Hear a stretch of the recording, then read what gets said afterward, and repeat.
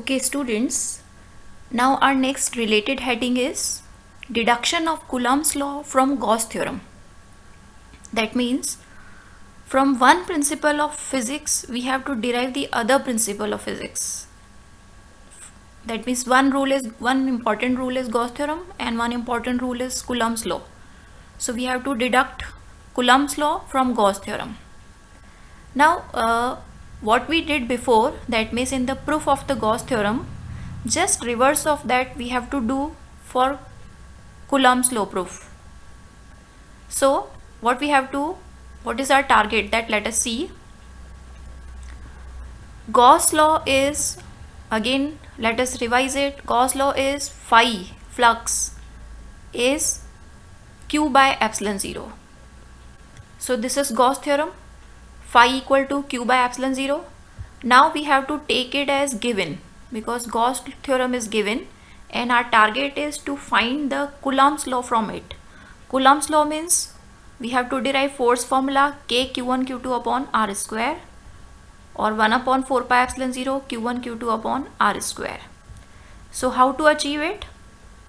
Force we have to calculate on any charge. So that means our target will be calculation of electric field and then the force.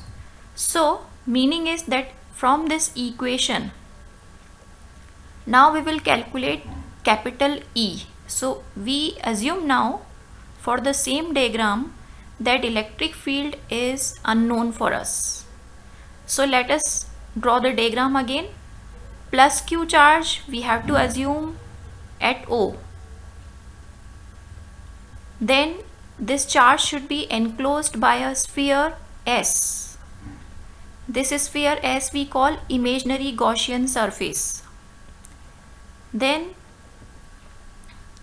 this imaginary Gaussian surface name I did not mention in the previous video. So always the surface which we assume, that is called imaginary Gaussian surface. So part of the sphere ds and a vector drawn over this ds is called ds vector.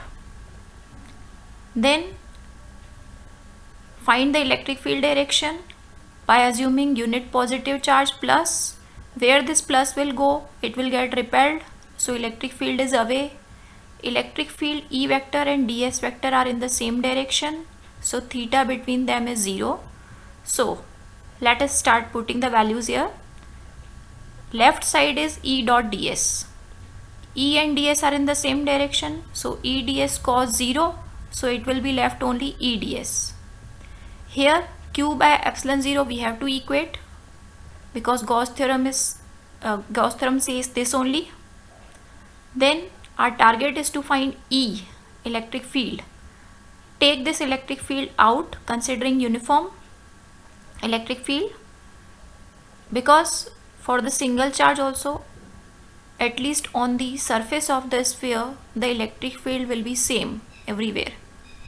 So electric field is taken out, integration of ds is left, q by epsilon 0. Now again integration of ds means what? ds means part of a sphere, so integration of ds means whole sphere. So whole sphere's surface area is 4 pi r square. Let us put here 4 pi r square, equate it with q by epsilon 0 in the equation. This way E, capital E answer, electric field answer, we are getting q upon 4 pi epsilon 0 r square. We already know electric field, but here in the deduction of the Coulomb's law we have to assume that electric field was not given because we have to finally prove the force. So suppose now any extra charge q0 is placed at this point P. Any extra charge q0. So electric field is also present here at point P and q0 is also present here. We have discussed already, whenever electric field and q0 both are present anywhere, then that charge experiences the force. Force formula is q0 into E. So q0 into E value.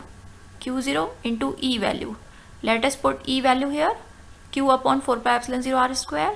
So this way force formula has been derived, which is the usual Coulomb's force formula,